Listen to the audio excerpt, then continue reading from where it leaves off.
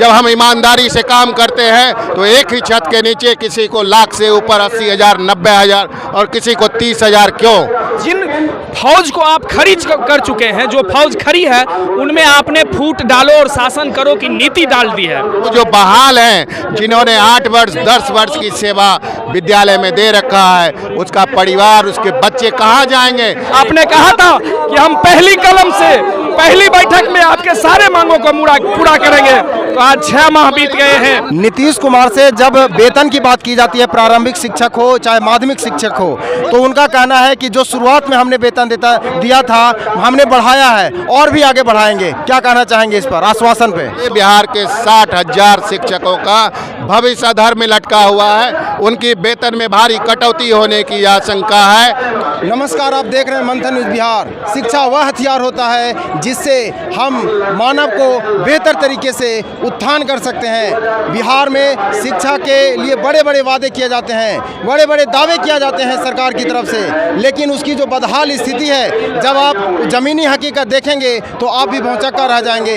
आज पटना के गर्दनीबाग धरना स्थल पर बिहार के कोने कोने से यहाँ पर प्रारंभिक शिक्षक संघ के लोग आए हुए हैं, जिनका कहना है कि उनकी मांगे सरकार पूरी नहीं कर रही है और उनको कहीं न कहीं अपने उदासीन रवैया का शिकार बना रही है। तो आइए हम जानते हैं कि प्रारंभिक शिक्षक जो आए हुए हैं उनकी मांगे क्या हैं और वे सरकार से क्या उम्मीद कर रहे हैं। नीतीश कुमार से जब वेतन की बात की जाती है, प्रारंभिक शिक्षक हो चाहे माध्यमिक शिक्षक हो, तो उनका कहना है कि जो शुरुआत में हमने वेतन दिया था हमने बढ़ाया है और भी आगे बढ़ाएंगे। क्या कहना चाहेंगे इस पर आश्वासन पे? तो आश्वासन पर अब नियोजित शिक्षकों का भरोसा नहीं है, धरातल पर उतरे, ऐसा काम माननीय मुख्यमंत्री महोदय करें। आश्वासन से जिंदगी नहीं चलती है, आपको जानकारी होना चाहिए।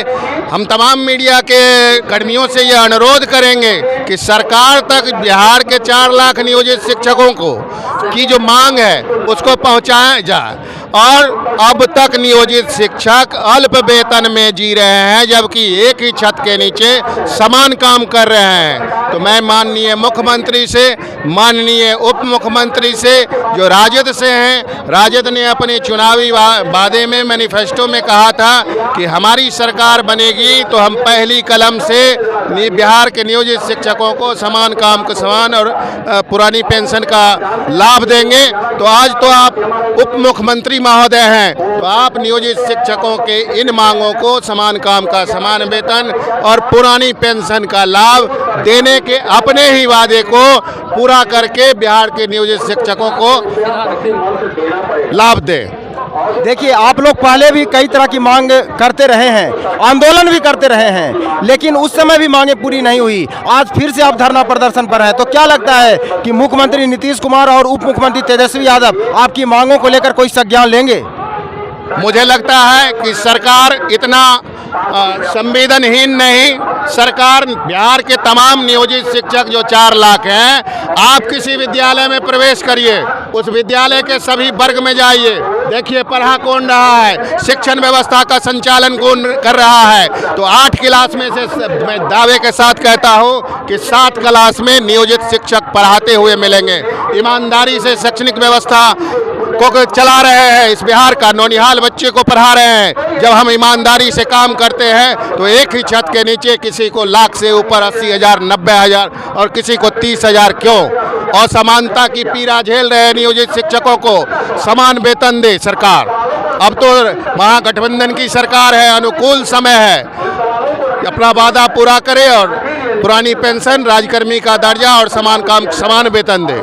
अभी बिहार में शिक्षा की यह हालात है कि 60 से 70 हजार प्रशिक्षित शिक्षक जो NIOS से प्रशिक्षित हुए हैं, निदेशक प्राथमिक शिक्षा ने अपने ज्ञापक 12 दिनांक 5 जनवरी 2023 को पत्र निर्गत किए। उस पत्र के वजह से बिहार के 60,000 शिक्षकों का भविष्य अधर में लटका हुआ है, उनकी वेतन में भारी कटौती होने की आशंका है। तो मैं आज के इस धरना प्रदर्शन से भी मांग करता हूँ कि सरकार NIOS प्रशिक्षित शिक्षकों का वाजिब हक दे, उनको प्रशिक्षण चर्या पूर्ण होने की तिथि से प्रशिक्षित माने और सभी लाभ दे।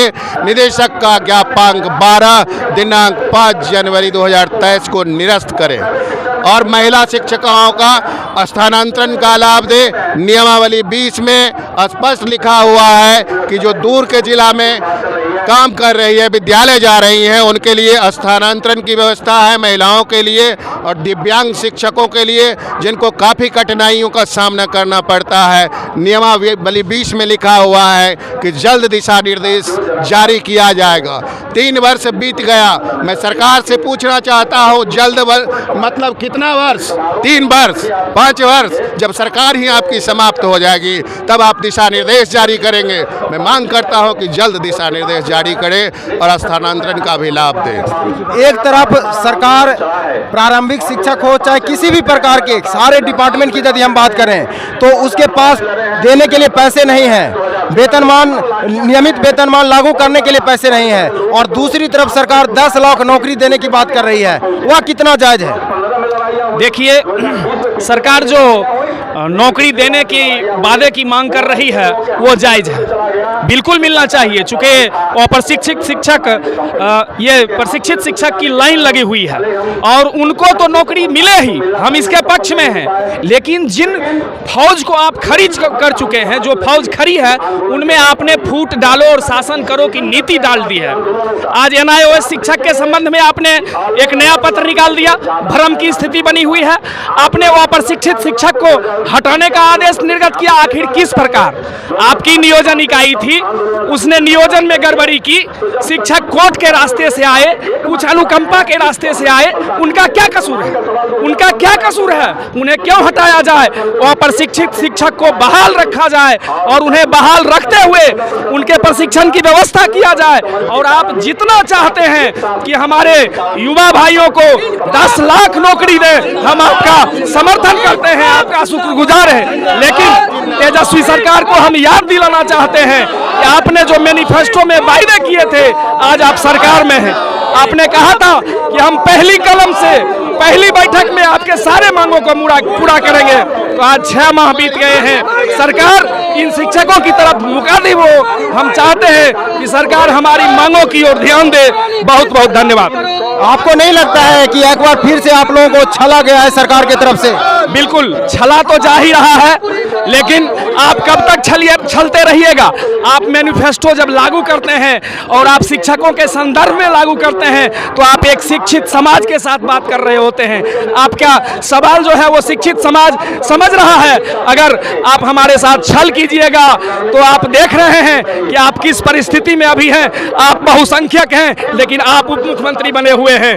आप इन शिक्षकों पर भरोसा कीजिए, इनकी मांगों को पूरा कीजिए। हम आपको सत्ता में पूर्ण रूप से लाएंगे और आपका झंडा बुलंद होगा। जिस प्रकार अभी तक सरकार कहीं ना कहीं उदासीन रवैया अपना रही है आप लोगों पर, यदि इस बार भी सरकार मांगे पूरी नहीं करती हैं, आगे सरकार को क्या संदेश होगा पूरे प्रारंभिक शिक्षक संघ की तरफ से?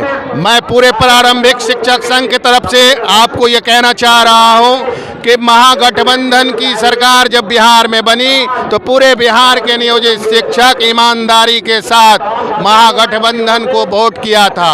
यही शिक्षक के वजह से जितनी भी सीट आई आप सब अवगत हैं। तो आने वाला जो चुनाव होगा, हम ये धमकी नहीं दे रहे, हम कह रहे हैं हमारी मांगों पर सहानुभूति पूर्वक विचार करें, क्योंकि सरकार में माननीय उप मुख्यमंत्री महोदय भी हैं जिन्होंने अपने चुनावी मैनिफेस्टो में वादा किया है कि बिहार के नियोजित शिक्षकों को पुरानी पेंशन देंगे, समान काम का समान वेतन देंगे। तो अपने ही वादे को लागू करें और बिहार के तमाम नियोजित शिक्षक को समान काम का समान वेतन, पुरानी पेंशन का लाभ, राजकर्मी का दर्जा दें।